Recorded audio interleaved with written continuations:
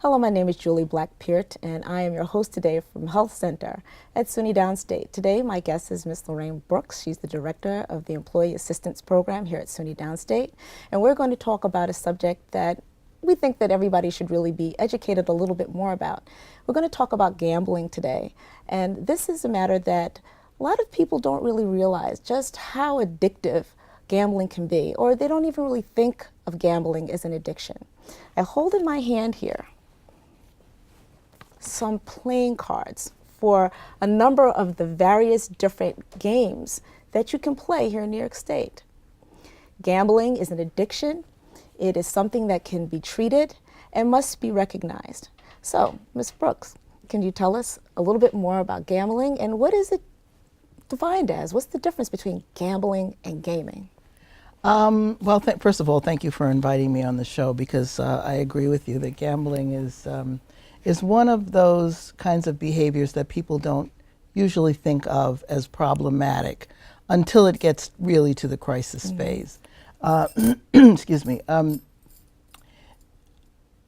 Nowadays, in the field of public health, people are starting to recognize, and the research is starting to show, that gambling has the same process that any other addictive disease has: alcoholism, drug addiction, shopping addiction, sex addiction, any of them. So true. Gambling fits into that category because it is a progressive disease. It starts out where the person gambles what we call socially. For example, buying the lottery tickets, buying the scratch-off, playing bingo at the church. Those are all very innocuous activities, and if it stays there, that's fine. But some people will cycle through this progression of disease to where they can no longer control how much they gamble or how much they spend or how much time they spend in the activity. And it becomes impulsive at that time. And it becomes compulsive and problematic, exactly. It doesn't happen to everybody. It only happens to a percentage of the population. So I think what we tend to do is the same thing we tend to do with other addictions, is we look at these people, if we don't have the problem, and we look at these people and we say, well, I can do that. I can control myself. Why can't you? You know, I can stop at one scratch-off lottery ticket, or once a month I buy a lottery ticket. How come you have the problem? Yeah, I think that's because a lot of people think of it just as a game and something that they do just to have a little fun now and then. It's okay to take a chance every so now and then. Maybe you'll press your luck. They do say that you have to be in it to win it. So this is something that's very enticing for people, and who wouldn't want to take a chance? We occasionally will take a lottery ticket, we'll do a raffle now and then. That's a game, right? But we're talking about something that's a lot more intense. I think that there's a difference between a game or gaming and gambling. Gaming implies that you are in fact playing a game, and that's pretty unproblematic. Right. You play it and you're done. You play it and you're done. Right. You either win or you lose and you're done. Gambling, on the other hand, implies that there's something of value being risked. Say, for example, and we use the terminology sort of interchangeable, but it really isn't the same thing. Let's take football, for example. Football is a game. People who play football are playing a game. And the outcome of the game has very little to do with chance. Right. You win or you lose. You win or you lose based on your skill level, Absolutely. your strategy, your ability to interpret the rules of the game and play according to the rules of the game. So the outcome of a football game, if you're one of the players, has very little to do with chance. You practice with your teammates, you practice on your own, you increase your skill level, you learn the strategy and the way the board, if you will, the field is set up, and that's how you win a game of football. Now you can bet on a game of football, and we all know that people bet on football every day. Yes, they do. So for you and I to bet on a game of football is gambling, because we have no control over the outcome of that game. It's pure chance when you and I bet on a game of football. We might bet on the final score. We might bet on how many touchdowns they'll score. The Super Bowl is a great example. People bet on, say, the final score. So for us, it's gambling. For the people who are playing football, it's a game. But at what point, let's say, for instance, we decide we're going to put a couple of dollars down on the outcome of a game. At what point does that gamble become a problem? Well, I think it becomes, I don't think one bet is a problem, just as one drink is not a problem. I think it becomes a problem when you find that you're spending more time in this activity than you intend to, when it's having an impact on your life in negative ways. For example, you're spending too much money, your friends and relatives are telling you you need to stop, your job is in jeopardy, your health might be in jeopardy, and in the case of gambling, we don't think of it as a health problem, but it can be. It is. Because if you're spending money on if you're spending money that you don't have in the first place, you're putting yourself under a lot more stress, and that's an emotional burden. Right, and when you're winning, if you're winning, there's an endorphin release that makes you have this same kind of euphoric high. And the thing is that a lot of people, when they're gambling, a lot of them will find are hiding it, actually, because they know underneath of all of that they have a problem, and there's a fear to speak about it to somebody else because they have this problem and they're not quite sure what to do. Well, it's the same stigma that we see with alcoholism and any other addiction. It's the same kind of stigma. That's why people don't come forward. They don't want to be seen as being, gambling has in the past been seen as a vice. It's been seen as a sin, even in some ways. So nobody wants to admit that they're a sinner or that they're that they're a degenerate individual, and that's kind of one of the connotations that we have about people who gamble a lot. The other thing is people don't see it as an issue until it becomes a crisis. Okay, I spent a little bit more than I wanted to. All right, I maybe I took some money out of my savings account. No big deal. But then you find people who are mortgaging their homes, people who are embezzling money from their employers, people who are losing their relationships because their spouses, have left them, or their children are not, the college fund is gone, and it can get to be a really serious issue. The progression that we see can be slow or it can be fast. It really just kind of depends on what the person's individual stake is and why they're feeling the need to keep pressing on. In these days and times, people are losing their jobs. We're in a very unstable economy. So people are looking for a fast fix, whether it's one of these quick draw type of games or whether it's something that they're investing a lump sum of money in. We're seeing families being broken up. And then when you get to the point, as you so aptly mentioned, where it becomes beyond just taking a little bit of money out of the savings account here and there, and they may be doing it without telling their spouse, without telling their family, to the point where now they're advancing to criminal activity in order to support these habits, and they truly are habits, as you say, just like alcoholism or various other things, right? So what do we do now once we start to come, or how do we get to determining or coming to the realization that we actually have an addiction? Well, as I said before, it's a progression. Right. So very few people go from being casual gamblers to being addicted. There's a long period of time usually in between where you are getting more and more involved in this behavior. Okay. Because it's gradual for most people, you sometimes maybe don't even notice that it's happening. So there are a lot of very good what we call screening tools. Yes.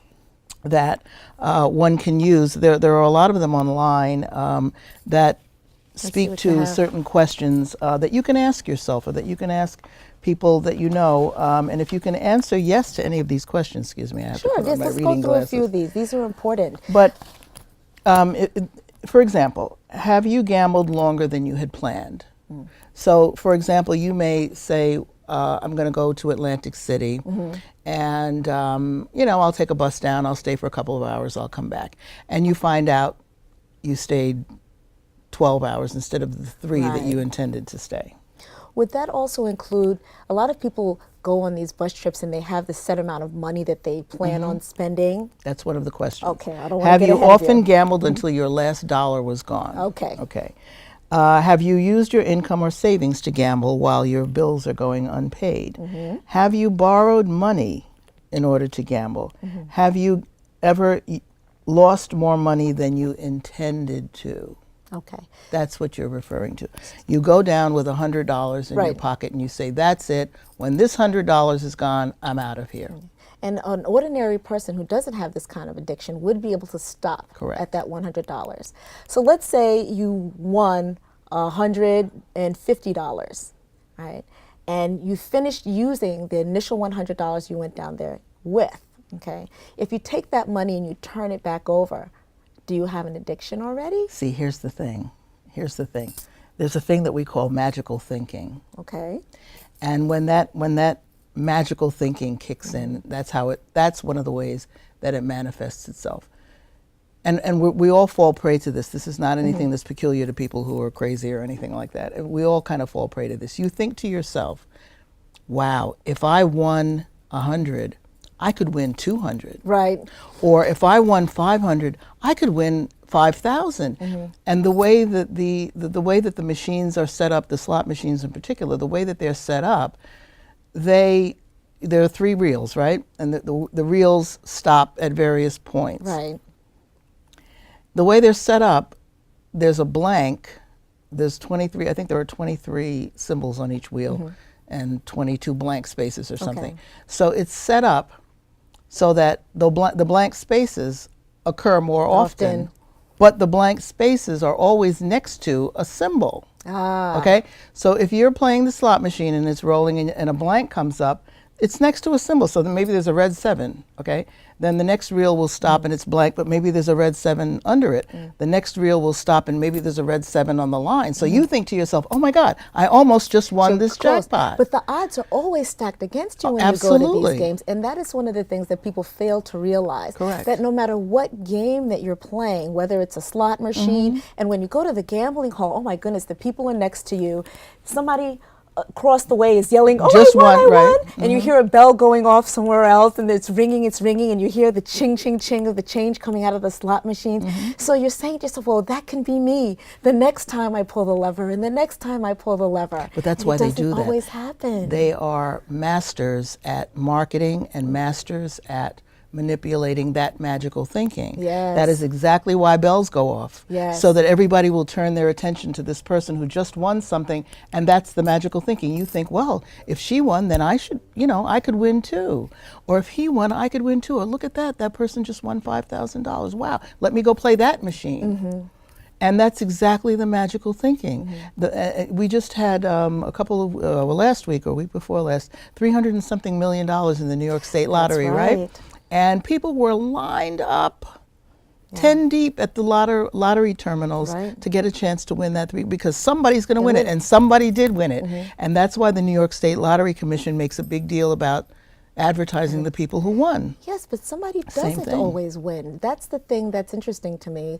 We're also willing to take some funds from our wallet and give it to that vendor for a chance. And what are the odds? 1 in a million? Astronomical. To scratch off or whatever have you. And the setup really is a setup to feed our psyche, put us in an atmosphere that's going to feed us to believing that we could be that next person. Absolutely. And it's very captivating. And the other part of it is, as you said before, is that it's also an actual physical reaction in terms of your brain chemistry. Yes. In terms of the neurochemistry of your brain. Yes. Let's talk about that a So little bit. Yeah. for some people, what it is, it's a dopamine thing.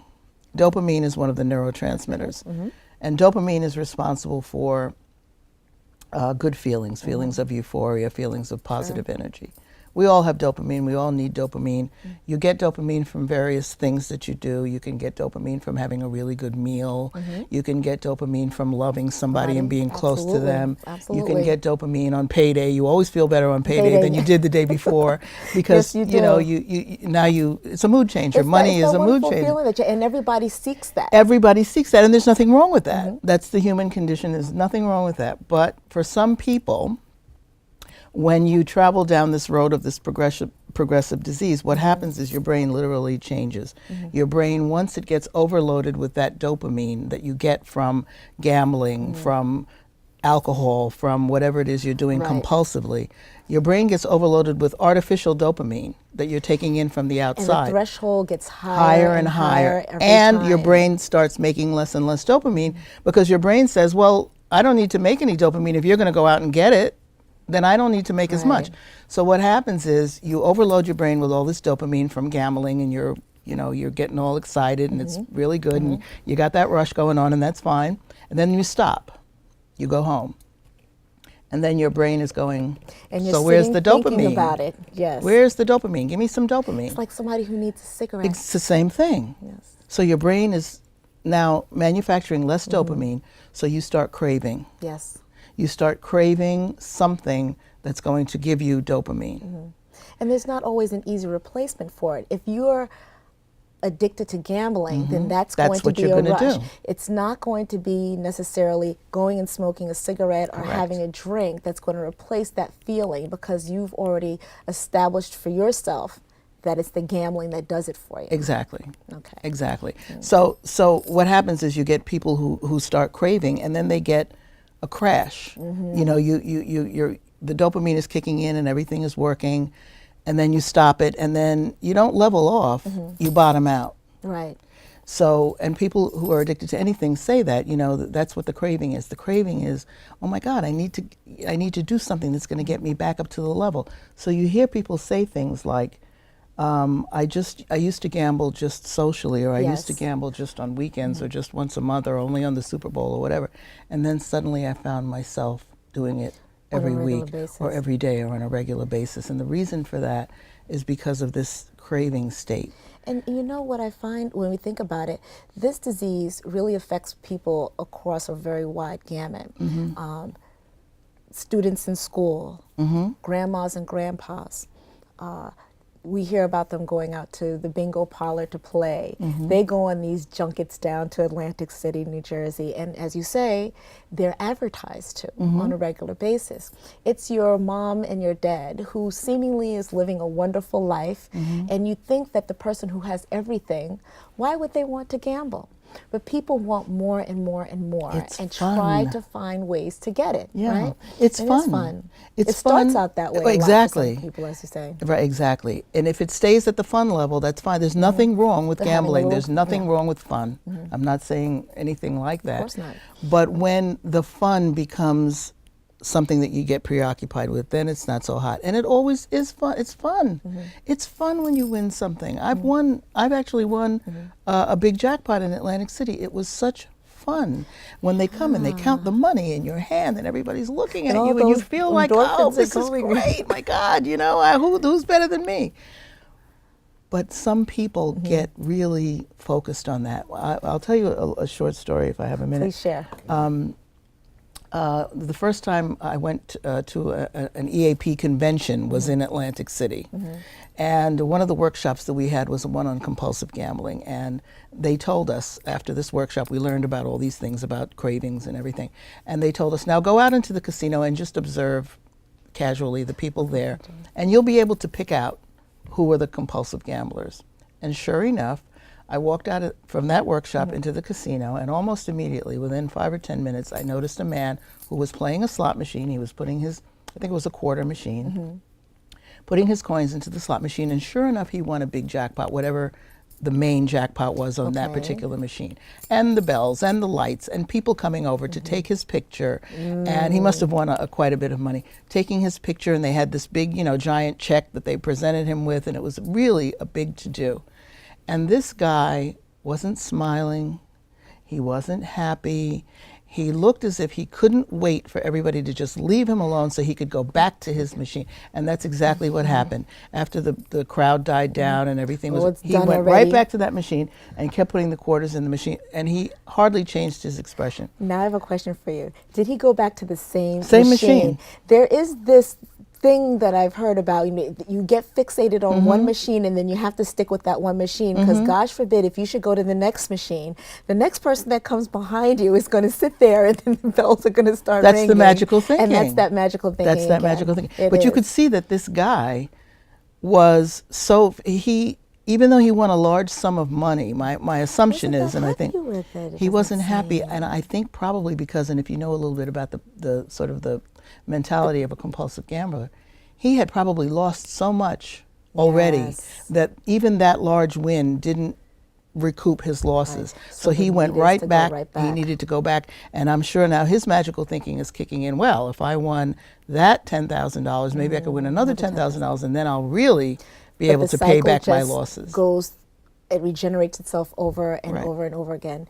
So now, how do we get to treating these people who have these issues? Well, it's hard because just like anything else, you have to first understand that you need to be treated. Right, the realization. That's hard to come to. It's for a lot hard to of come people.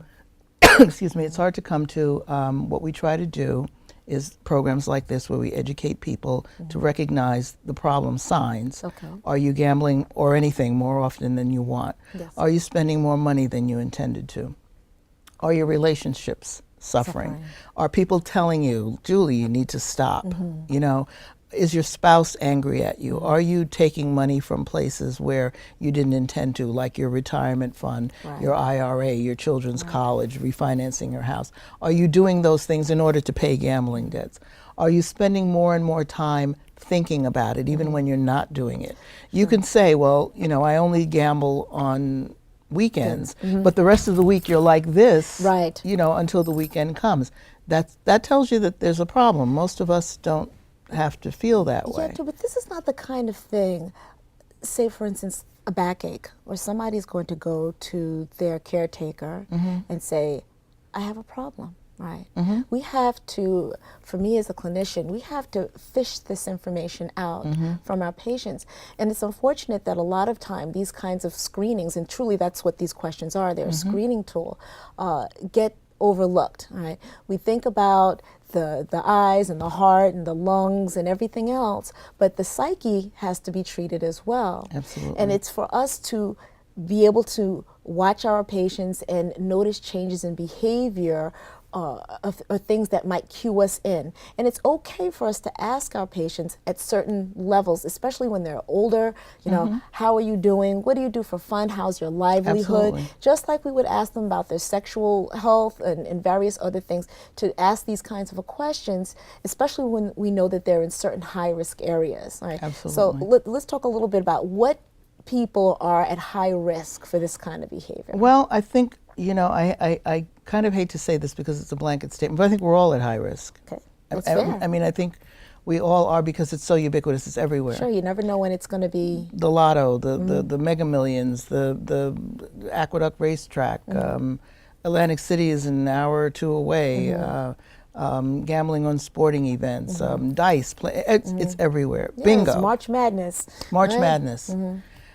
So it's everywhere. So I think we're all at risk.